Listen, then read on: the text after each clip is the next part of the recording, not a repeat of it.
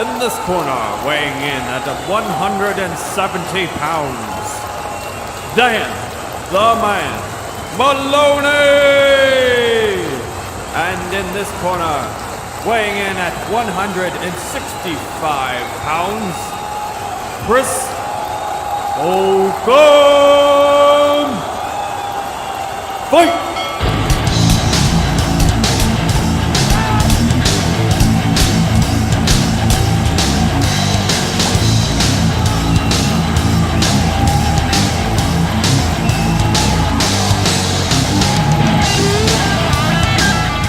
Hello and welcome to the premiere episode of Hit the Ropes podcast. I'm one of your hosts, Chris Holcomb. And I'm Dan the Man Maloney. And we're here to bring you the saucy deets on everything WWE this week. For those of you unfamiliar with the show, this is your new weekly WWE wrestling podcast where Dan, the diehard fan, and I, your resident filthy casual, run you through the Raw, Smackdown, and NXT recaps, give you the latest in wrestling news, and discuss a topic about the world of wrestling for your amusement.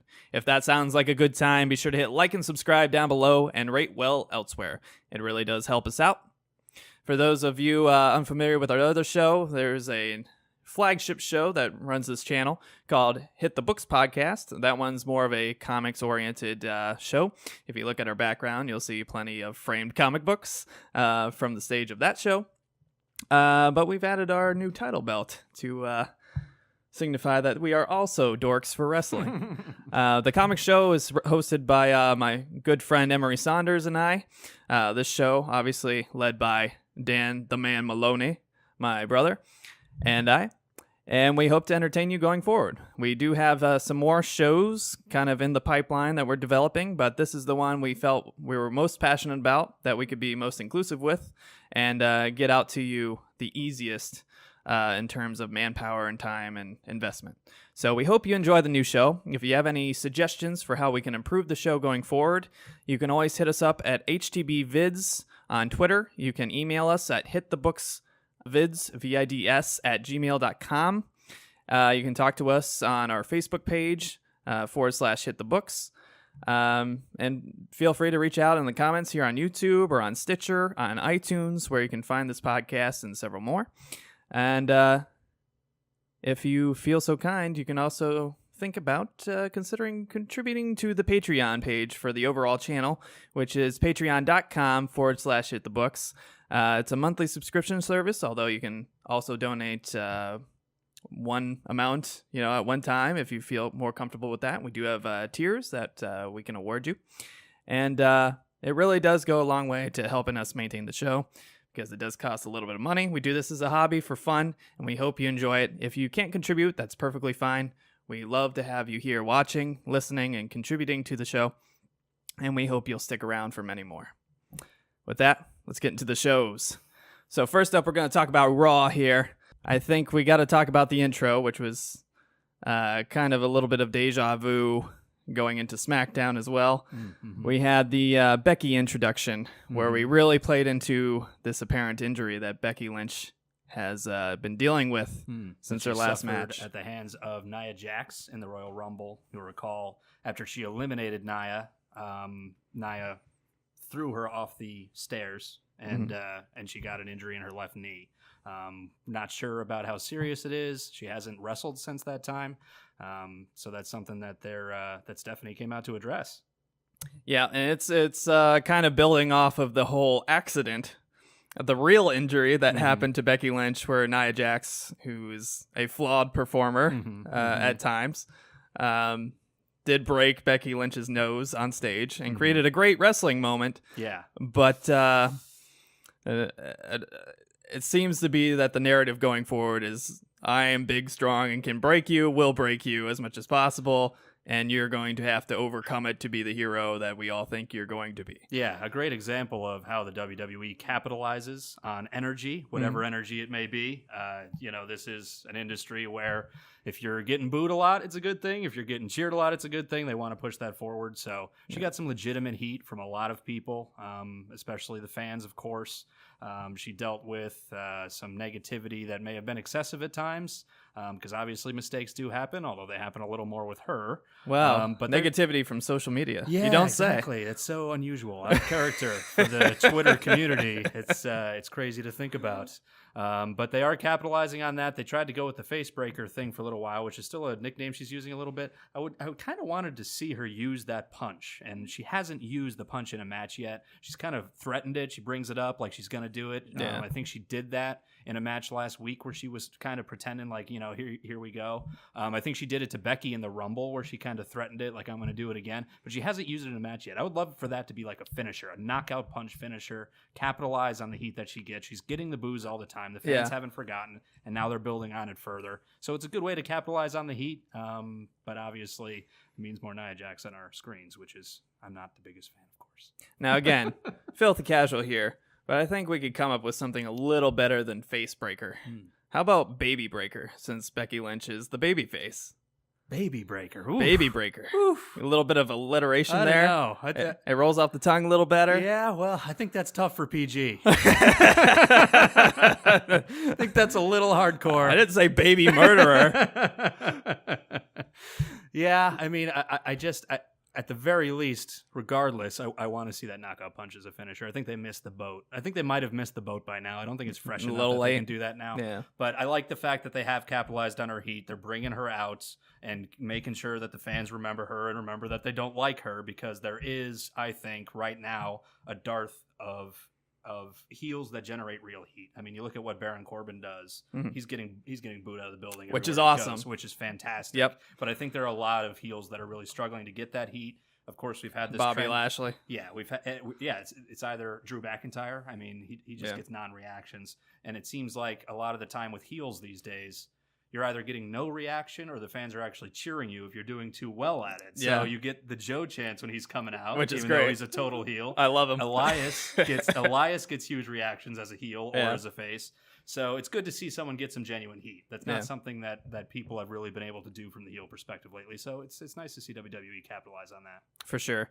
And then leading into this little promo at the beginning, Becky and Stephanie are arguing back and forth because Becky doesn't want to see a doctor about her knee, alleging that she doesn't trust the WWE and their doctors and their evaluations, and that she thinks that it's all a conspiracy to keep her out of WrestleMania, which she earned in the previous pay-per-view. Mm-hmm. And Stephanie McMahon, pleads innocent, says, "Hey, I'm the good guy here. I just don't want you getting hurt. It's our policy. We got to make sure that you are approved to fight," and blah blah blah. And Becky, in the end, decides she's going to beat the hell out of her and take the suspension that Stephanie has laid on the table if she does not see the doctor. And all chaos ensues, and Becky is shown out the door. And en route, she runs into Ronda Rousey, who is the prospective title match for WrestleMania, and has a little dialogue back and forth. We get a little cursing from Ronda Rousey. Ice and Advil, B. Wow. Like a little PG, throwing out the B word. Yeah, they're pushing the envelope. Ronda. I like it. So how'd you feel about the whole angle that they're trying to reach on Raw before we get to the Smackdown one? I was really struck by the parallels between that promo and what they did with Vince McMahon and Austin back in the late 90s. I saw a clip on Twitter just the other day of Vince McMahon cutting almost an identical promo with Austin. In this case, Austin had gone to the doctor. He did have a knee injury. He wasn't cleared to compete. Yeah. And Vince was trying to do the same thing where he's kind of playing the good guy, but you really get the sense he's not such a good guy. Yeah. And he was using some of the same lines about, all these people want to see you compete. We just want to see the best for you. We want to make sure you're taken care of. And yet you knew underneath that veneer there was something, devilish going on there with the McMahon. So there was a real parallel there. The difference here, and the one thing that kind of held me up, was just if Becky is trying to avoid suspension, because she doesn't want to miss her moment at WrestleMania, then how is refusing to see the Doctor and assaulting the boss going to help that? Because now you're getting the guaranteed suspension. So I understand she's hot-headed. She doesn't want to lose this. She doesn't trust the McMahons. But now she's in a no-win situation. So I'm interested to see where it goes. And for me, again, filthy casual here. I was a big fan during the Attitude Era. I know the legacy. I know the history. I've watched many of the documentaries, so I know kind of the background of many of these events and people, performers, what have you. But I had been a lapsed fan up until you got me back into it, and rightly so, because there's some great action going on in the WWE right now. I'd say the in-ring product, not necessarily out-of-ring, but I think the in-ring product is better than it's ever been. I don't think there's ever been more total top-to-bottom talent on the roster than there is right now. Yeah, and I don't disagree at all. And that's as a Attitude Era fanboy. And the women's wrestling especially has drastically improved. Yeah, like revolution indeed. The diva age was just a shit show, and it was basically a pee break for me. Like that's what everybody used it as. It was the little catty drama where you got to see some flesh on the screen a little bit, and you watch them scream and pull each other's hair for 10 minutes while you use the bathroom and got some snacks and got a beer or whatever. Hot girl cat fight teenage boy fantasy nonsense is what it was. And they even use like their legit scary wrestlers, the female wrestlers like Chyna and stuff, in that fashion. It was just it was gross. It was basically what prevented, I think, a large female audience from joining, whereas that's definitely not the case anymore, which is awesome. And this whole Becky Stone Cold, illusion you're making is very, very interesting, because it really shows how the women's wrestling group has risen to that level, where they are main card products now, where they are becoming major contributors to the company, and have been for a little bit of time here, last few years apparently. And this is what the women's revolution looks like. Is it's not just Stephanie McMahon going on TV and saying we're having our historic first whatever. That's part of it, and I understand that these are history-making events when they're progressing with the first Royal Rumble match, with the first Elimination Chamber match, first time headlining a pay-per-view. But the biggest part of the women's revolution is just allowing the women to do the same things the men do ultimately. And this is the first time we've really seen a female wrestler. Oftentimes better. Yeah. And this is the first time we've seen a female wrestler step into that top dog, badass, take no prisoners, get after it role where she is now the ace. I think she's developing into what could be a long-term ace. I think she is the ace right now. And that's really, I think, the culmination of this women's revolution so far, is just seeing what Becky's doing, seeing that the company's behind her, and I can't wait to see where she can go. Yeah, for sure. So with that on the table, again, when I was seeing the promo, I was like, this is a weird angle, because I'm pretty sure it's a fake injury. Now you can confirm or deny. Is it a fake injury? Kayfabe injury. Kayfabe. All right. Got it. But for me, I was like, this is a really weird angle, since they didn't have the prior establishment that the doctor had said, no, you're injured, you can't do this, like the Stone Cold situation, which brings a very interesting dynamic to SmackDown. But we'll get to that later. But for Raw, I was like, wow, this is really weird. Is this another writing mistake on the Raw crew again? Or is this something they're building up to that'll be pretty interesting going forward? And after watching SmackDown, I think it's the latter. But we'll see. Yeah, it could be. It could be a deep and interesting angle. It could be as shallow as a saucer. We'll see. Yeah. Next up, we had another Elias versus Jarrett match there. Pretty cringeworthy. Thankfully, I watched the Hulu kind of cut down of it, so I don't see the full episode. I'm really jealous of you for not seeing that. I'm kind of glad I didn't. Jarrett, it was a funny thing for the pay-per-view. Okay, you had the one-time appearance, you had Hornswoggle and all that stuff in there. Like, okay, that's fun. For the pay-per-view, it's a one-time thing. All right, throw him out there. Throw his old leotard. Guitar versus guitar. All right. Yeah, but I don't need to see it going forward. No. It doesn't need to continue being a thing. But maybe that's just me. I It's not suspect just you feel the same. That was atrocious, abominable. It was hard to keep watching the show during that segment. Keep Jeff Jarrett off my TV. Keep Road Dogg off my TV. I love what Road Dogg did in the Attitude Era. I happen never to have loved anything Jeff Jarrett did. But please keep them off my TV. This is not the way to build Elias. You're not helping him at all. You're not helping the show. You're not helping the viewers. Just let it go. And Elias is such an enigma for me. Again, casual guy. only got back into wrestling really strongly this past year. Went to a few shows live with you. We went to the Christmas show in Columbus, Ohio here.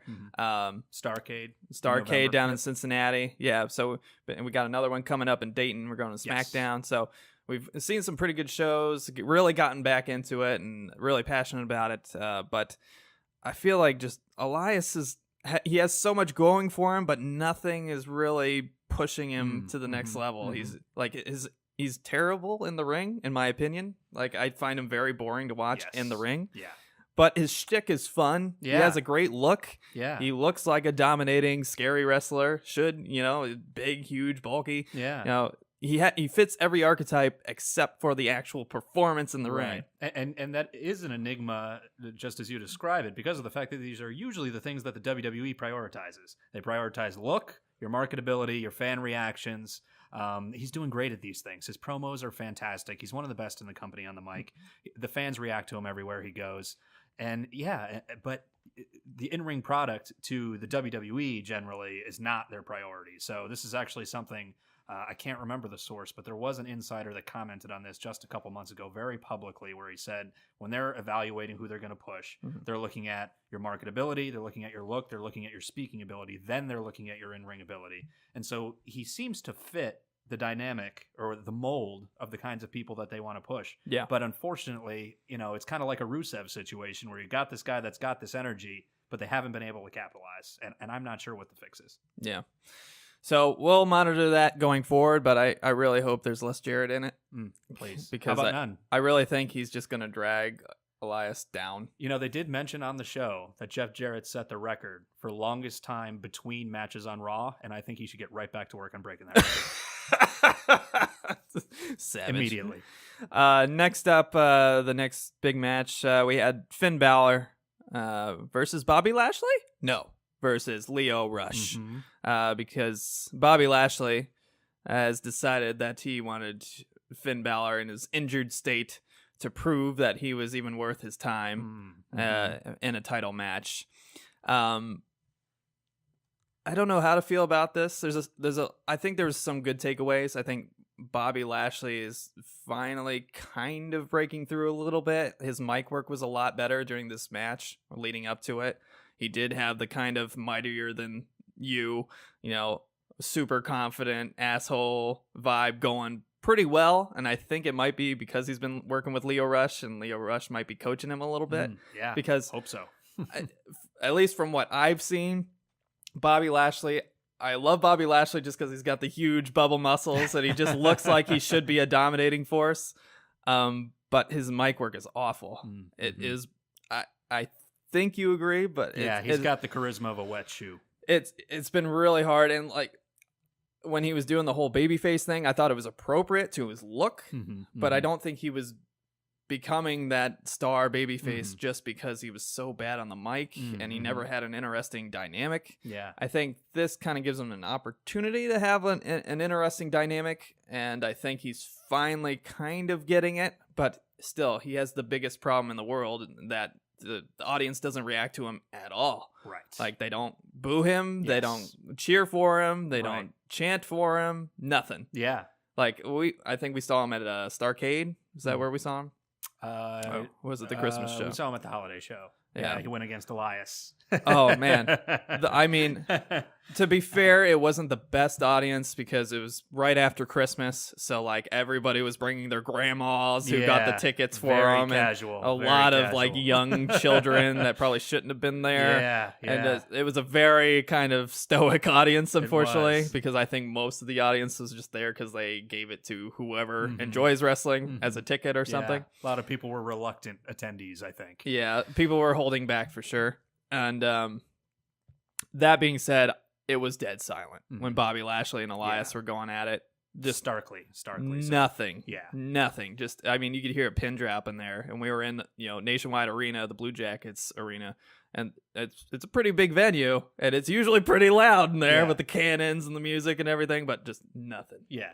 Nothing. Yeah. That was a check my phone match. And, when I'm at a live show, there aren't very many of those. So it was that bad. But I think that Lashley, they're trying to do something with Lashley, and they are trying different things, and I appreciate that. I have this continued theory that, you know, early early when Lashley came back, they were pushing him as this dominant baby face. They put him into that feud with Roman Reigns, where they were fighting for a #1 contendership. Is something, but and they had the match at a certain pay-per-view. I forgot which one it was, and Lashley won it, so he was supposed to be the #1 contender.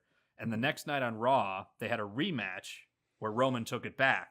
Or actually, I think they didn't announce that the match at the pay-per-view was for the #1 contendership. It was just sort of assumed, implicitly implied. Yeah. And then they actually made it official, and Roman won the next match. And I have a theory that they were trying to push Lashley as a top face and as a contender to Brock Lesnar. But because of the total dead silent crowd reactions, they pulled the plug on that plan. That's what I really Which think I was going on understand, there. because quite frankly, he's just Yeah. he's hard to watch when he's doing anything other than being a comical, like, super strong guy. Like, yeah, and it was a good move to pair. I like the move to pair him with Lio Rush to start with. I haven't loved the execution all the time, but it works on two levels. It gives Lashley a mouthpiece, which keeps him away from a mic most of the time, which is a really important thing to do. It's what Paul Heyman does for Brock Lesnar. It's what Zelina Vega does for Andrade. For sure. It's an important thing for a guy like that to be able to give him that kind of help. I think it also works in getting Lio Rush some exposure on the main roster, because I think he's a really talented performer. I think he's a very entertaining. If you watch 205 Live, you'll have seen him in the ring. He's very entertaining in the ring. He's a very big personality. So it works on those levels, but they've got to start generating those crowd reactions, because you just haven't seen it yet.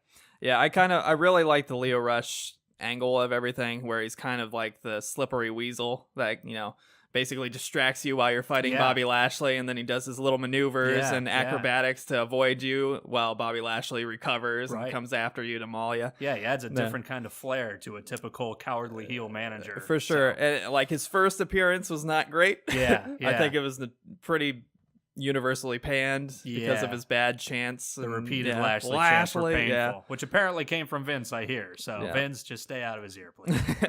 But other than that, I think he's been a great addition and has been something that I've enjoyed with the Bobby Lashley thing. And this introduction to the Finn Balor match where Bobby Lashley said, you're not worth my time, you know, fight my little spokesman, you know, to prove that you can beat me, even though you're injured. And obviously I beat the hell out of you before you start the match, in typical, you know, villain fashion. I thought he was a lot better, so that's a promising sign, and I'm looking forward to seeing how that develops. I don't know how I feel about the whole Finn Balor versus Bobby Lashley matchup. I think they're kind of a weird mix to go at each other. Just like I thought the Brock Lesnar Finn Balor thing was kind of weird. I felt like it didn't work very well.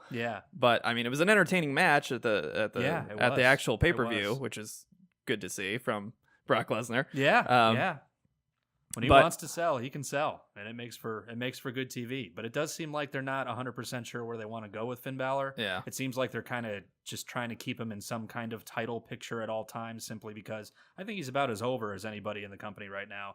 He's really, maybe not as much Becky, maybe Styles, maybe Rollins, but he's really up there in the top 5 guys that I think are the most over at the moment. So they're keeping him on TV. I think they're keeping him sniffing around championships just to keep him kind of relevant, but it doesn't feel like they have a long-term plan for him yet. I don't want to rush to judgment, but I'm interested to see where this goes and where he goes afterward. Now, before we get really into this match, I just want to let everybody know I'm a huge Finn Balor fanboy. I love me some Finn Balor. I am part of the Balor Club. I love the Demon King. I love his whole shtick. I love the point. I love everything. I love everything about Finn Balor. And I am always going to be on the Finn Balor home team. But I'll try to be as neutral as possible. His face is on his T-shirt. If you didn't notice that. It's true. You see that? That handsome devil right there. Boy. But yeah, the match itself I thought was interesting. I think it was kind of held back because he had to play the injury card for half of it and then kind of get an okay pin on Lio Rush. But again, I don't know if this is the angle they need to be using him at. I don't think this is the proper title. I don't think fighting with Bobby Lashley is a particularly good feud. It kind of reeks of something like they still want to do something with Bobby Lashley. They just don't know how to do it. And they're going to put a popular face with him because they know Finn Balor gets a lot of crowd reaction, whereas other people, you know, maybe Roman Reigns, maybe Elias don't necessarily when they're in ring. Yeah. So, and that could be a big part of it too, is just trying to build the heel credibility of Lashley by putting him in the ring with a guy who's one of the most popular guys in the company. Let him bully the guy a little bit. Let him establish some credibility as a heel champion. Yeah. But it definitely feels like after Balor lost the Universal title match, it doesn't feel like they really have a clear direction for him. Yeah.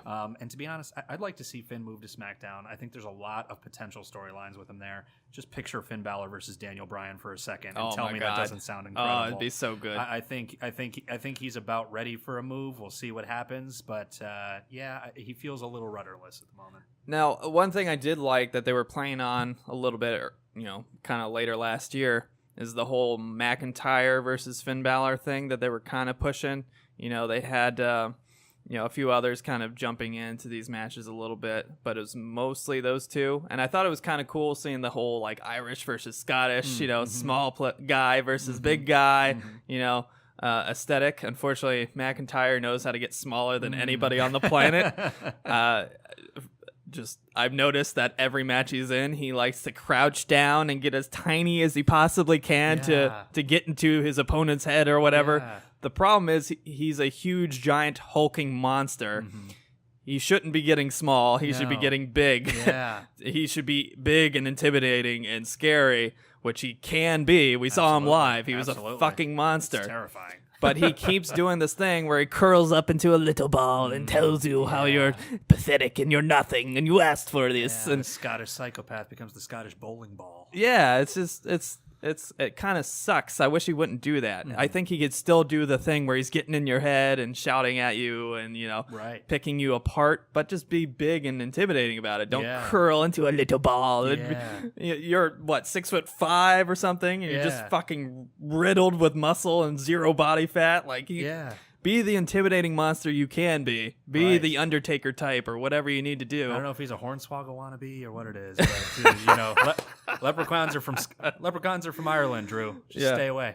But I think if he just avoided becoming smaller than life, he could be an awesome player going forward, especially as a villain character. And I think the dynamic between him and Finn was actually pretty entertaining and pretty cool. I think so too. I think that was a feud I would have liked to see developed a little more. Yeah.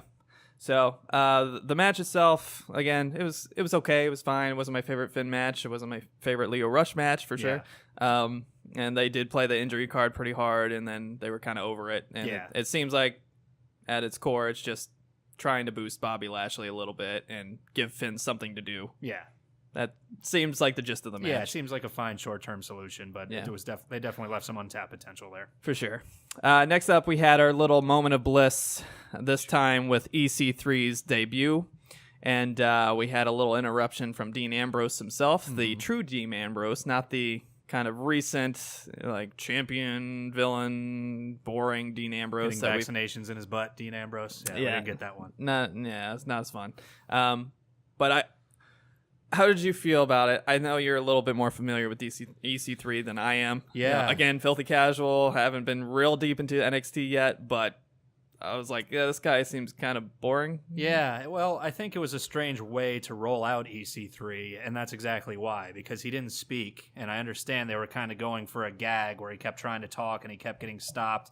I don't know if they're trying to build anticipation, but something you're going to learn very quickly about EC3 is that he's one of the best in the company on the mic. He does fantastic promo work. When he is speaking, he does fantastically. His in-ring abilities are where he struggles. He's a little limited in the ring with what he can do. But he's fantastic on the mic, and I really want to hear him talk. That is his biggest strength. That's funny because I can't remember a single word he said. Yeah, he didn't say a word. He didn't say a word. They didn't let him talk through the whole segment. It was supposed to be a gag, but ultimately you're taking away his biggest strength in his debut when he's being exposed to this wider audience. I thought that was a really strange way to do things. I understand there may be some thinking that they're going to build up that anticipation, but you're showing this guy to the crowd for the first time. You got to let him do what he does best. Yeah. You should have let him talk. You should have let him go on the mic. He could have competed with Ambrose. They could have done that a lot better. I also just want to say real quick about the Moment of Bliss segment. I think they got to discontinue this as soon as they can because it serves no purpose but for someone else to interrupt it, and then you go into a completely different tangent. Yeah, exactly. We haven't had this complete an episode of Moment of Bliss. Honestly, for me, it's so forgettable. If it wasn't for Corey, I would skip the segment entirely. Yeah, right. It's Corey's talking about Alexa Bliss that makes it entertaining. Yeah. Everything else I hate. Yeah. It's just boring. I half the time I do skip it because I'm like, nothing relevant's happening here. Goodbye. Yeah. You know? And I love Alexa Bliss as a personality. I think she does great promo work, but there's something about this that she's not being used to her best potential either. It feels really stilted. It feels really unnatural. It doesn't feel organic. It doesn't feel like they're playing to her strengths either. I'm not sure what purpose it's serving at this point, besides being an excuse for someone to interrupt somebody else and then challenge them to a match, because that's literally all that's happened on every episode. Yeah, so pretty far. much. So we'll see. I mean, we did get the dozer on it. That was We did. That was pretty fun. Pretty lady, yes. But I don't know. I liked seeing the kind of classic Dean Ambrose come out again. Unfortunately, off show, he's kind of announced that he's not re-upping his contract or re-signing with WWE, and he's going to test the waters or do something else entirely. We'll see. And as soon as he announced that, they went back to using the good Dean Ambrose, which I don't understand. Yeah. So maybe they're trying to kind of butter him up so he doesn't leave. Yeah, I'm but not sure if they're just giving him some creative freedom, letting him have a farewell tour, or it could be they just want to maintain some good terms with him. Maybe they want to prove to him that they're willing to let him give him a little more slack, let him have more creative control. I know that's been the number one complaint that's come from him. He's not leaving for the money. He got a big offer to stay for several years for top dollar. Yeah. And he turned it down because he wants creative control, and it seems like they're giving it to him for now. So, you know, I guess we can just enjoy it while it lasts. So we'll see how that develops. But I again, Filthy Casual, really enjoyed it. Yeah. And I was very entertained by his parts of it, you know, the actual speaking part. And he put over EC3. I'm sure he'll put over a few more people before he goes. You know, that's the business. So we'll see how that develops. Hopefully we see a little bit more of the classic Dean Ambrose going forward, and EC3 gets to do what he's good at. Yeah, absolutely. Next up, we had our big match between Bayley and Sasha Banks. Boston Hug, baby. Versus Nikki Cross, who's the new addition from NXT, correct? Mm-hmm. And Alicia Fox, who's established. You're going to know more about these individuals than I will. Big Boston Hug mark. I just want everybody to know I'm a mark for Bayley. I'm a mark for Sasha. I'm just as big of a fanboy about them as you are for Finn. So can't exactly speak about this topic with no bias, full disclosure. Yeah. So how did you like the whole dynamic of crazy Nikki Cross coming out and beating the hell out of the two and basically injuring them before they got into the ring, to the point where Sasha didn't really do anything? Yeah, well, there are a couple moving pieces here. So I was going to touch on it in the news segment, but Sasha is dealing with an injury at the moment. Okay. We're not 100% sure the extent of it, but Dave Meltzer of the Wrestling Observer newsletter, subscription required and encouraged. Sasha does have an injury to her arm, so you saw her in her match with Ronda favoring the right arm. Mm-hmm. If I'm speculating, I would say it looks likely like a hyperextension. It may have been on one of Ronda's vintage judo throws or something like that. So we'll watch that closely. She's supposed to be ready for the Elimination Chamber. I think this was a creative way of downplaying the injury, letting Bayley have a moment, and also letting Nikki Cross do what she does best, which is not fit neatly into a face or heel box. Mm. She has been presented as a face so far. She's been fighting heels. She got good crowd reactions and a lot of cheers. But she's really at her best when she's just a chaotic force. You know, she does not have an ideology. Yeah. She does not have grudges against anybody in particular. Mm-hmm. She's a chaotic force bouncing around, causing destruction to everybody. And so showing her going after faces this week when she's gone after heels so far, it really does a good job of, I thought it did a good job of presenting her as sort of that tweener. Mm. So between navigating around Sasha's injury, letting Bayley do what she does best, which is just appear as this never say die, never quit, big heart, never give up character that she is, and then allowing Nikki Cross that kind of that different kind of exposure. I think that they handled this whole thing really well. I was really impressed with it. Yeah, I really like the Nikki Cross angle. I think of everybody in the match, that's what I enjoyed the most. Mm-hmm. I'm not sure how I feel about the Alicia Fox team-up dynamic just yet. We'll see how it develops, but it seems kind of random. Mm-hmm. Yeah, I don't know why. Unless Alicia Fox, they just had nothing else they could do with her, so they're like, team her up with the new guy, you know? And see how it works out. Yeah. we'll see how it works out, but I wasn't really feeling it too much. Seems like they're complete opposites. The kind of very good looking, kind of, typically the antagonistic, very character. Much a diva. Yeah, very much a diva type.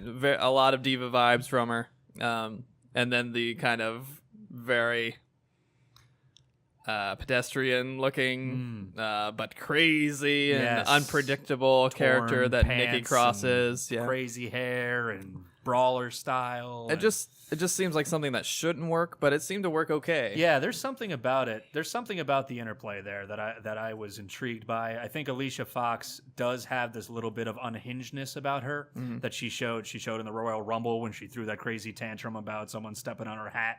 She's always had this kind of little bit psycho, little bit unstable, keeps it under wraps. So kind of playing that off of Nikki's just total chaos. Yeah. There's something about it that's intriguing. I want to see where it goes. Obviously, the women's tag division will need more teams forming quickly, as we've been learning through the Elimination Chamber qualifying process. Yeah.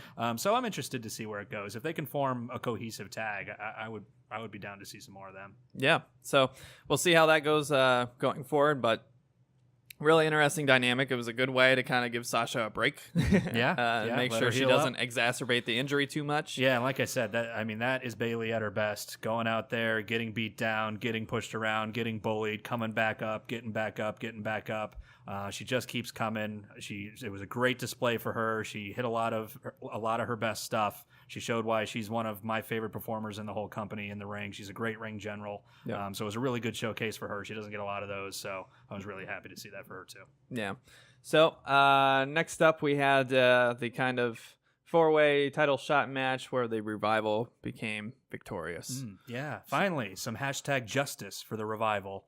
They've been calling for a title shot for some time. They've come close, and they got cheated a few weeks back, and then they came out the next week and they cheated their way to a win. So the Revival, there's been some buzz about that.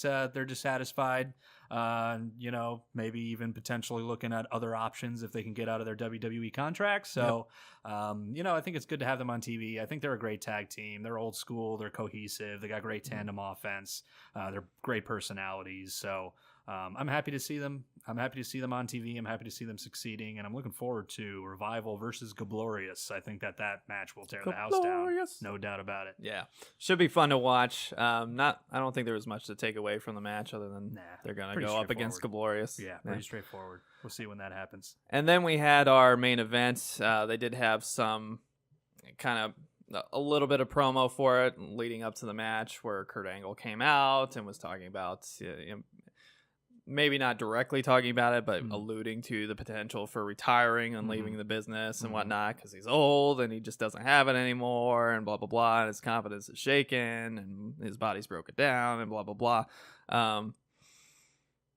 Then they ended the show with an interruption from Baron Corbin and Drew McIntyre where they came out and openly mocked how they pinned him and submitted him recently with his own moves and basic tap out to the angle lock. Yep. Exactly, and how he's had to deal with the shame of being kind of usurped in the organization and how he's been continuously underperforming against the primetime competition and and even the not so primetime competition lately. Yep, and in true antagonistic fashion, they threw off their coats and went down to beat his ass.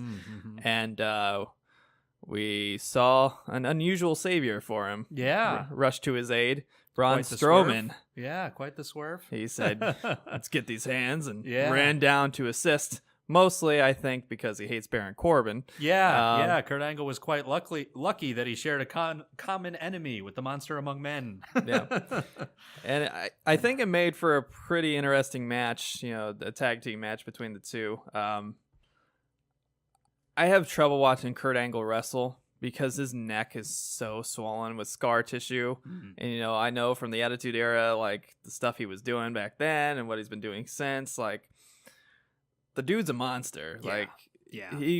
He's probably dealing with horrendous amounts of pain every time he performs. He's destroyed his body for years. I remember it was still an issue on the tail end of his top run in the early 2000s. I mean, I'm talking 2000s, mid 2000s, 2006, 2007 when he was one of the top dogs. Yeah. I mean, he was still wrestling 200 shows a year, even though his neck was hurting him then.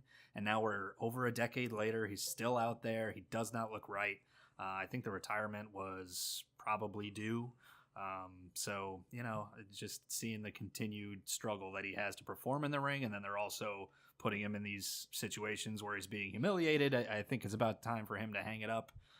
It was fun to see Braun Strowman come to his defense and all that as a feel-good kind of storyline. But, Kurt Angle's more than at the end of the road, I think. Yeah. And for me, just as a fan, like seeing him do German suplexes back to back to back and constantly landing on his head and neck, I just wince every time I look at him doing it. I'm like, there's no way you should be doing that at your age with like the amount of damage your neck has taken. Absolutely. Like I understand you've worked out and got your neck real thick and to protect it probably from more damage and ligament tears and spinal cord damage, but I can't. It's rough. I mean, and he's slow. He's painfully slow. Yeah, he does not look right in the ring anymore. And I love him as a character. I think it was great when he was at kind of an organizational level, like Triple H is. Kind of running things a little bit from that angle. I think that was perfect for him. And if you want to have him, throw off the sport coat and actually go at somebody, once a year, great. Yeah. But I can't watch him on a weekly basis or even a monthly basis doing this stuff to himself because it makes me not want to watch. Yeah, if I'm quite honest. And like everybody else in the ring, I'm all about. Braun Strowman, he's the big monster. I love seeing him fight. Like McIntyre when he's not turning into a tiny little psychopath, a little Scottish psychopath. And I love Baron Corbin as a villain because he's just so evil and despicable, so Weasley, so he's perfect for the villain role. And I think that shows with the amount of boos he gets every time he make the crowd hate him. Every time he appears. He's really good at his job. So I should have really enjoyed this match, but I just didn't. As much as I wanted to, I just didn't enjoy the match because of Kurt Angle. And it makes me sad because I love that he embraces the "you suck" chants, that were originally intentional, but now have become kind of a loving thing that fans do when he comes out to his music and whatnot. But I love everything about the guy off the stage. I love everything about the guy on the mic. I have trouble watching him in the ring, and it's more because I care about the human being, probably more than I should. But I don't like seeing him just go through this again and again and again, knowing that one bad landing could, basically disable him. Yeah, he's got to hang it up. And I'm also a person that's a big fan of Kurt Angle. When I went to my first wrestling show, I was sitting in the third row. He was in the main event in the title match against John Cena. It was incredible to see him perform that close. He was such a phenomenal athlete. He's done so much for the business. He was one of the first guys really to come over from another sport and bring that kind of outside credibility and not just be a professional wrestling performer. He came in with those Olympic gold medals and brought something totally different to the table. But he's done. I mean, he's physically done. This main event, it really didn't interest me.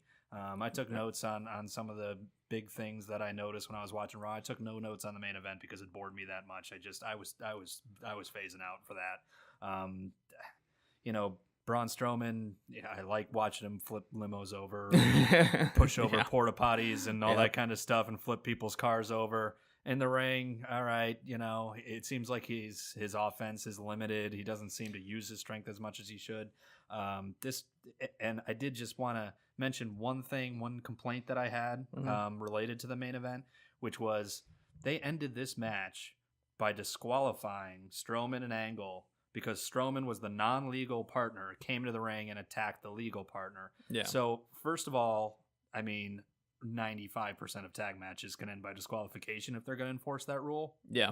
And the inconsistency was evident when earlier in the night, when the match between Balor and Rush happened, and Bobby Lashley grabbed Finn Balor, pulled him and threw him to the floor in front of the ref, and there was no disqualification there. So I understand if you want to enforce the rules a little differently, I get it. Okay, let's start enforcing this a little more strictly. Have some consistency, please, because that just totally suspended my disbelief in this situation. Even if it's not consistency across, the whole universe or whatever the case may be, if just in the show, Yeah. if you're consistent Yeah. in the show, That was an extreme contrast. I can totally buy in. Yeah. You know, it's like watching a football game. As long as the refs are consistent for the game, Right. you can kind of Right. forgive them for mistakes and whatnot. You know? Yeah. If they're consistently not calling holds or something like that, and they don't call an egregious hold down the line on accident, okay, I'll give them some leeway. Yeah. If they're, you know, not calling holds all game and then they call a ticky-tacky hold at a critical moment at the end of the game or in the end of the match, Yeah. I'm going to be like, okay, this is kind of bullshit. What's going on? Right. Yeah. Yeah, that was the NFC Championship game of Monday Night Raw last week. So they gotta get a handle on that. That was not a good main event for me. Yep. So overall, I gave the show a 6.5 out of 10. Passing, but just barely. Yeah, I think that's a fair assessment. I'm going to avoid the decimal numbers because for me, I just have no way to define them. Mine's totally arbitrary. Yeah. Don't worry. But I would also give it a 6. I think it was an improved effort from what we've seen in past Raws, especially last year's Raws. For sure. Last year's Raws were hard to watch. Yep. Except for like maybe 1 or 2 matches. This one, you know, I really enjoyed the dynamic they were pushing with Becky.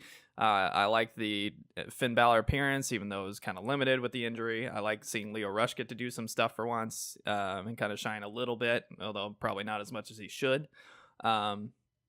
I thought the Dean Ambrose return to form was pretty cool, even if he did get kind of pinned in a like goofy way to kind of promote this guy. Bad roll up. Yeah, it was pretty rough.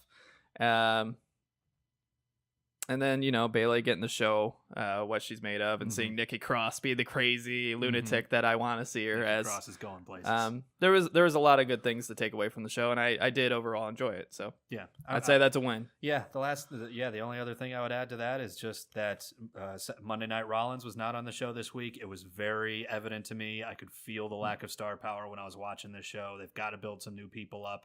It can't all be on Seth. You really felt his lack of presence there, and hopefully he comes back soon. Yeah, for sure. Next up, we can talk about Smackdown here, which is kind of, I think both of us would agree, the better show of the two. Absolutely. And has been the better show of the two for a long time. Absolutely. Smackdown starts off very similar to Raw, giving you kind of that deja vu feeling, where this time, instead of fighting with Stephanie, she's fighting with Triple H. Papa H. Yeah. So, Becky Lynch comes down through the audience, limping, of course, selling the knee injury very well. Says that, you know, this is her title match. You know, the McMahons are trying to prevent her from her time of glory and, you know, being on the pay-per-view and being the headliner and whatnot. And then Triple H comes out again, playing the character like, hey, we gave you a fair chance. We just want you to see the doctor get cleared. I think the difference, like you were saying, between the Stone Cold and the Vince kind of situation was that you knew Vince was being a villain. Mm-hmm. Whereas this one, it seems the exact opposite, where it seems, you know, at least on the surface level, like Stephanie and Triple H are not trying to screw her over. They really want her to just get cleared by a doctor because there's nothing prior, seemingly, at least that I've seen, that would allude otherwise. And Triple H comes out and he basically has this conversation with her. Hey, you're suspended because you won't see a doctor. Then Becky, you know, turns it into an aggressive thing and says, oh, how's Stephanie? You didn't get her medically cleared after I bashed her face in and blah, blah, blah, you know, throwing the attitude around. And then Triple H, the man don't play. Yeah, the Triple H came back, got right in her face. And I mean, like, I was like, I feel like Becky's actually a little intimidated, like not just as a performer, but like literally intimidated by him. And I don't blame her. Yeah. And he basically says, look, I think your injury is probably fake. I think you're scared. I think you're scared of Ronda Rousey. I think you're scared of the opportunity. And I think you want to use this as a convenient excuse to become a martyr, to have the fans still support you and still be the hero of, you know, of the organization, but not have to actually go and earn the opportunity to wear the title belt and win WrestleMania.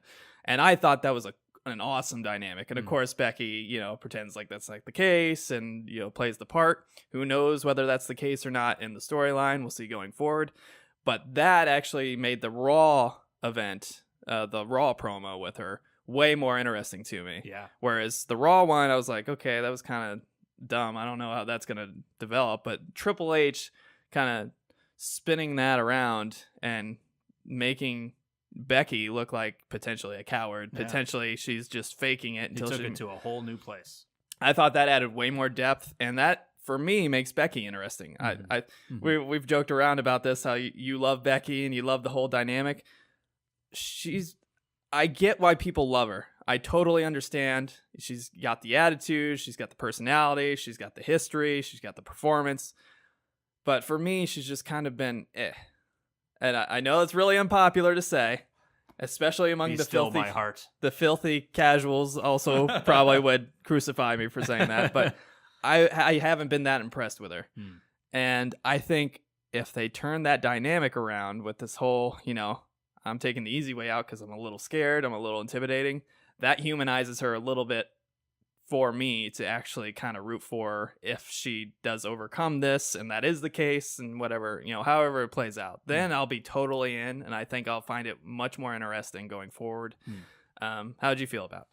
Yeah, I mean, I think that they could go in a couple directions here. I think that there is a potentially very shallow angle, and then I think that there's a deeper, really compelling angle. And the shallow angle would be Stephanie McMahon and Triple H go back to doing what they've been doing for years, which is playing heel authority figures, recreating Austin Vince McMahon. They've done it before. They've done it with Seth Rollins. They've done it with Roman Reigns. They've done it with all kinds of people over the years. So they could just be going for that, going right back to the well with a tried and tested formula to build up Becky as the anti-authority figure. Yeah. Or they could be adding some depth to Becky's character. Is there some insecurity there? Is she putting on a face? Is this just an act? Is the man real? Or is it just a persona that she's putting out there to, conceal her own fears and her own insecurities? I think that the way she reacted to that, first with sort of amused smirk, that could have been, that's a ludicrous accusation, I'm not even going to take it seriously. It also could have been, you're striking a nerve and I don't want to lose face, so I'm just going to pretend I'm not taking it seriously. So it could go in either direction. And then you saw the rage at the end there, and when she hit the slap, you knew that Triple H was getting to her a little bit. So I'm really interested to see where it goes. Obviously I'm big into the man. I really like this angle. I think it is the best thing going on in the WWE right now. It's captured the WWE universe by storm. I mean, you can't even keep the Man T-shirts in stock anymore because they've got so many orders coming. Even in. As a person that isn't particularly into it, I recognize that it's easily the biggest thing going on. Yeah, there's no doubt. This is a phenomenon. I think it's one of the best angles that they've had in years and years and years. I've not seen anything like it since probably the early 2000s when people like The Rock and Stone Cold were still around. I think since those guys left, besides Cena, there hasn't been somebody that has really taken the wrestling world by storm in this way. Yeah. Obviously, it's very early. She's only 6 months into this character. It could fizzle out. It could be a temporary thing, or she could reach the next level. And I think that this feud with Ronda is the perfect catalyst for reaching that next level. Yeah. So I'm interested to see where it goes. I liked adding that little bit of depth. I liked that challenge from Triple H. I think Triple H is the perfect guy to issue that kind of challenge. So I'm very interested to see what happens tomorrow night when Becky's been invited to the next episode of Raw to speak with the McMahons again. Yeah. Very interested to see what happens there. Now, if they pursue the kind of deeper storyline there and not stick with the shallow, you just don't know what you're talking about. We're the boss, I'm the man, blah, you're blah, blah. You're the badass, let's fight. Yeah. If they pursue the deeper storyline there where she is a little insecure and she is a little worried about failing in the end or something like that, I'm going to make a bold statement here. That may be my favorite Triple H moment of all time. Really? Yeah. Wow. I loved... Big claim. I loved how into her head he got. And I love that moment after she slaps him and he just takes it and gets real close to her. And you would think from stereotypical wrestling that he's going to beat the hell out of her or, and then she's going to beat him up and that's how we're going to establish that Becky Lynch is a badass and blah, blah, blah. Yeah. I love that he didn't even entertain the thought. He just stood there and intimidated her and just picked her apart mentally. Who doesn't love seeing the cerebral assassinating? Yeah, and that was just quintessential perfect Triple H for me. I'm sure other people disagree. His performance, a lot of moments. His performance in the Attitude Era, it was just ridiculously over the top and amazing. But that was so great for me. And maybe it's just recency bias. Maybe, I'll think about it a little bit more and be like, yeah, I'm probably wrong, Yeah, but that was amazing. I think the stakes are so high that it adds something to it. Yeah, and if they don't pursue that deeper thing, it's going to totally fizzle out. And I'm going to be like, well, that might have been the worst moment for Triple H because there was no depth to it. Yeah. But if they allow it to go that way, I think it'll be amazing. And I think it'll be a keystone for this pay-per-view coming up at WrestleMania. Yeah. I think it'll be a quintessential, kind of storyline move to kind of really push this match to the next level. And it's almost something they have to do because Becky is an underdog here. There's no amount of posturing or fantastic Twitter trash talk that she can put out that will make anybody think that she's not the underdog against the baddest woman on the planet, against Ronda Rousey, who hasn't lost a match, who has the UFC credibility, who's had the title for this amount of time. Yep. Becky is the underdog. They need to let her show a little vulnerability. They need to build that dynamic up. They can't have her pretend like she has no doubts about this because that would be shallow and on its face absurd. Yeah. Of course she's a little afraid. Of course she's insecure. Of course she's not sure she can do it. So I'm very interested to see how they walk that tightrope of acknowledging that and showing that vulnerability without necessarily undercutting the man and the edge that she brings to the table. Yeah. And for me personally, I think that working the Becky Lynch angle for being kind of flawed and less perfect than she portrays her character to be, I think that's a more important angle to go for because I don't think Ronda Rousey is consistent enough or good enough on the mic to create interesting storylines. I think you have to rely a little bit too much on Becky Lynch to make this event more interesting. I think Ronda Rousey's fine in the ring. I actually like her kind of MMA style where she's doing her her true form submissions and arm bars and triangles and all that stuff. I think it's great. I've never seen anyone pick up the in-ring craft as quickly as she has. It's been unbelievable. I mean, her premiere match, I was like blown away. Like I expected complete garbage. Yeah. And it was one of the best she matches came of the out year. being a badass. She Nia Jax was trying to throw her around and she was arm barring Nia Jax in the air and it was awesome. Yeah. And I loved it. I loved it. But I think since then they've been inconsistent with her, where she goes from being the badass to being just a fangirl of everybody and being like, oh, I love everything you do, and like the badass where he's gone. Right. Whereas before she was like, hey, I know you guys don't believe in me, and I'm gonna prove you the fuck wrong because I am the baddest woman on the planet. Just putting Alexa Bliss through a table. Yeah, and it was fucking awesome. And then they went to, I'm a big fan of everybody, and I think you're a great performer, and I can't, I'll shake your hand, and I love how you performed in the ring, and blah, please blah, blah. Stop smiling when you come to the ring. Please stop.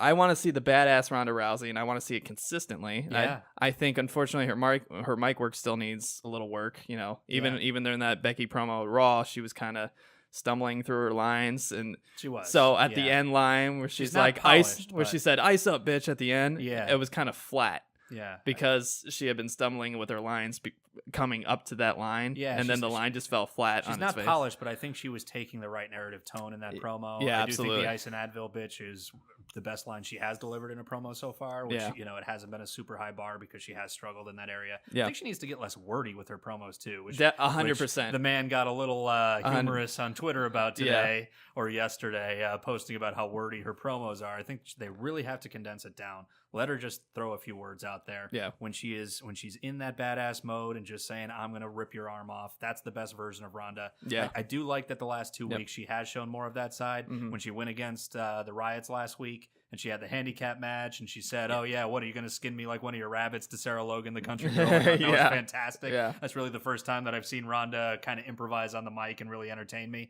Yeah. So I think they're moving in that direction. I want them to stick to it. Stop smiling. Stop fangirling. Be the baddest woman on the planet. Stick with what you do best. Yeah, I think since the Royal Rumble, she's kind of gone back to the version I want to see as a fan. Right. So, looking forward to that. Next up, we had Rusev Day and his unholy alliance with Shinsuke Nakamura as they went out to basically beat the shit out of the Balor Club.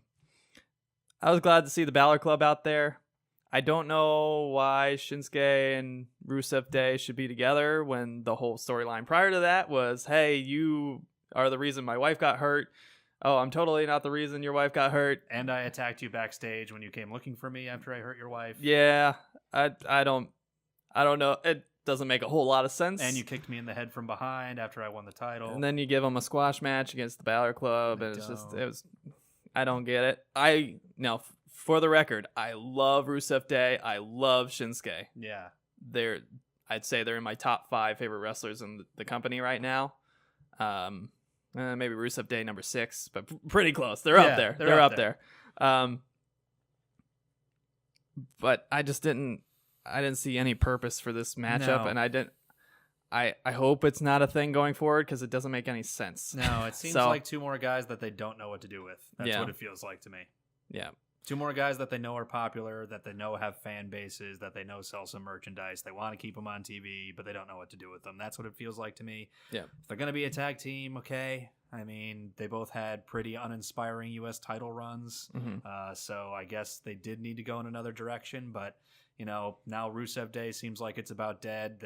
That was one of the most popular gimmicks that they've had in a while, and they really didn't capitalize on it. So, no. I think they really need to figure out a direction for these guys because they are languishing a little bit, I think. Yeah. And I love the dynamic as Shinsuke officially as a villain. He's such a perfect villain. He's so good. And I think Rusev Day works that well. Also, I think he's a good villain if he wanted to be, consistently a villain. I think both he'd be characters are tailor-made for heel work. Absolutely. And I would like to see them up against a proper hero-type babyface character, not, teaming up for squash matches. And, Shinsuke, when he had the title, he was just basically not being featured on TV most of the time, or on the Hulu cut especially. I barely saw him. Yeah. Same thing with Rusev leading up to the Royal Rumble, just nothing. Yeah. Same thing with Rusev. I mean, he was off TV for like 3 weeks after his Christmas match. Which is a shame, and I think it's probably just more evidence that SmackDown's so loaded. It is, yes. That maybe they should donate some people to Raw. Feeling like that. I think Rusev Day and Shinsuke should just be donated to Raw. Yeah. And I think they would fit Raw better. Absolutely. Just because there is such a void in Get Raw. Get Jeff Jarrett off TV. Get Rusev on there. 100%. It's that easy. Please. It's really that easy. But I think if any characters should leave SmackDown and to help improve Raw, I think they would be perfect for it. And they are kind of more consistent with the Raw cast, in my opinion. And I think they would bring some star power that they're missing now that Roman Reigns is out, with his cancer diagnosis and everything. I don't know. We'll see what happens, but I hope they don't squander their opportunity to really flesh out these characters and absolutely make their matches more enjoyable. Yeah, they got to get a plan for them. Next up, we had an Andrade promo, real brief promo there where his promoter had a nice little dialogue there, business manager, while he awkwardly smiled. It was kind of weird. Yeah. But the Andrade versus Rey Mysterio matches have been consistently outstanding, just over the top, way beyond expectation, amazing matches. And clearly they're going to bank on that, going forward. If anyone's ever earned a fight forever chance, please fight forever. Yeah. Those two are amazing at what they do. They're outstanding in-ring performers. Obviously, Andrade is a little limited with his English, which is why he has his business manager speaking for him. Yes. But I'm looking forward to any match between those two. And honestly, I liked what they were doing a little bit with AJ Styles and Mustafa Ali when they had that kind of four-way match. I thought that was amazing too. Like that match was that was pay-per-view worthy. Absolutely. Absolutely. I was amazed that was on regular TV. Yeah. But I'm looking forward to that. Any other thoughts? Yeah, no, Andrade is, he's electric in the ring. He's in my top 3 in-ring performers. I've never watched a match of his and been bored. He's never at half speed. He brings it. He brings it every time he's in that ring when he's between those ropes. Absolutely does. Last week when he showed up and attacked Rey Mysterio from behind, just seeing him in a 3-piece suit made me so sad. Just because I knew he wasn't wrestling when I saw that. And I love watching the guy wrestle. Zelina Vega is a perfect business manager for him, perfect mouthpiece. She said that this was the year of Tranquilo, so I'm hoping that bears itself out in the coming months. I will say I do miss the Cien Almas, 100 souls Yes. thing that they were doing. It's kind of a bummer. They just dropped Heavy Machinery's last names too. Really? Yeah. Otis Dozovich is now Otis, which means how are you going to call him Dozer now? Yeah. And then they dropped Tucker Knight, and he's just Tucker. So I don't know what WWE has against surnames, but We'll please, see. no more casualties. If anything, go with the surname. Yeah. What are you doing? All right. Next up, we had a Usos promo. Typical Uso stuff. Talking about tag matches. And, pretty typical girls Uso stuff. Great promos. Yeah. Usos are great. That match should be very entertaining. Usos are great in the ring. They're great on the mic. They're great at everything. So they're fun. They're nothing new. Not exactly fresh faces, but they're fun. Yep. Then we had a female triple threat match where Fire and Desire were victorious in the end, which is cool. It's fine. It was entertaining. I enjoyed it. Yeah, that was fine. I didn't go to the bathroom. It's a good thing. Yeah, some Elimination Chamber build-up. Not loving the way that match is shaping up, or has shaped up. All the contenders have been decided. It seems like there's a pretty weak cast, and then even the people that are strong are injured. Yeah, not a lot of depth. Hopefully Sasha gets healthy. I think her and Bayley are really going to have to carry that match to make it entertaining. But this was fine build-up going into it. So yeah, absolutely. And then we have the new Daniel Bryan. Yes. Fickle! Ignorant. Coming out in his home state and having his match with Jeff Hardy. Those hippies. They love the new Daniel Bryan and his Fallen Oak title. Yeah. So this is not Fallen Oak, by the way. It's not. Was it Daisy? Ignorant. What was the name of the cow? Daisy, yeah. Yeah, Daisy. This is little Daisy. This is Daisy. Daisy Jr.